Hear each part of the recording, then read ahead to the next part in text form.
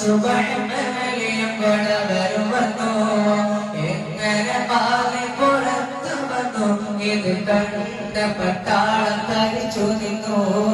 അറബി കടലിന്റെ തീരത്ത്